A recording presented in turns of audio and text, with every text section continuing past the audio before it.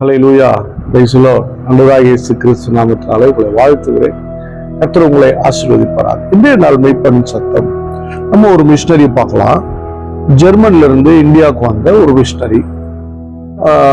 வெளியே அவங்க பேர் அவ்வளவா தெரியல, ஆனா அவங்க ஸ்தாபனம் பேர் தெரியும். சிஎம்எஸ் என்றா எல்லாருக்கும் தெரியும். இந்த சிஎம்எஸ்ல ஒரு நிர்வாகியா இருந்தவங்க தான் இன்கிரிட் கவுஸ்கி அப்படிங்கிறவங்க. அவங்க இந்தியாவுக்கு வந்தாங்க.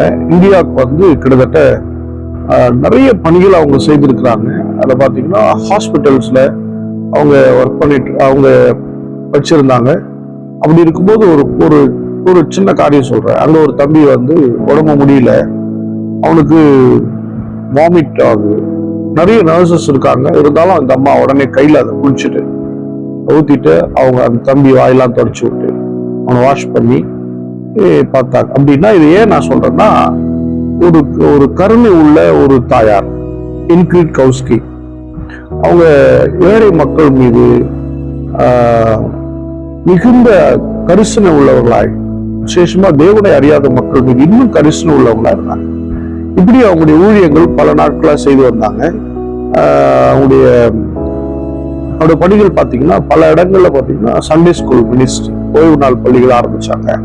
அது மட்டும் இல்லாம போகிற இடங்களெல்லாம் சுவிசேஷத்தை சொல்லுகிற ஒரு தாகம் உள்ள ஒரு தாயாகிறது. அது மட்டும் இல்ல, ஏழைகளுக்கு உதவி செய்கிற குணம், மக்களுக்கு அவங்களுடைய தேவைகள் என்னவோ அதெல்லாம் செய்து கொடுக்கிற ஒரு தாயார். அப்படி செய்தவங்க தான் இவங்க. கிட்டத்தட்ட 30,000 பிள்ளைகளுக்கு மேல அவங்க என்ன பண்ணிருக்கிறாங்க, கிறிஸ்துவுக்குள்ள நடத்திருக்கிறாங்க. அவங்களுக்கு தேவையான உணவு, உடை, படிப்பின் காரியம் எல்லாவற்றையும் அவங்க செய்திருக்கிறாங்க. மிக சிறப்பாக ஊழியம் செய்யக்கூடியவங்க.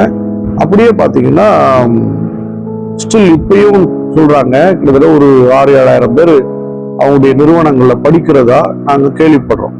அப்போ இவருடைய நிறுவனர் யாருன்னு சொன்னா ஹாஸ்ட் கவுஸ்கி, அவர் தான் நிறுவனர்.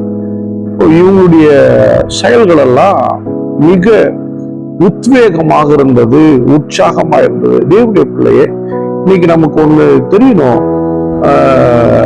நாம என்ன செய்கிறோங்கிறத புரிஞ்சுக்கணும்.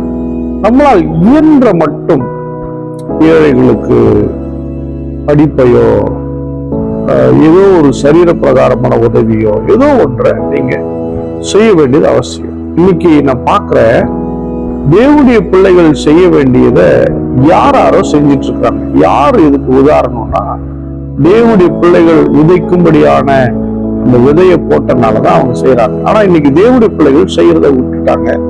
தேவனுடைய பிள்ளைகளை நீங்கள் உதாரத்துவமாக மக்களுக்கு செய்ய ஆரம்பிங்க. ஏழை மக்களை நினைத்து உதவி செய்ய ஆரம்பிங்க. கர்த்தர் உங்க கூட இருப்பார்.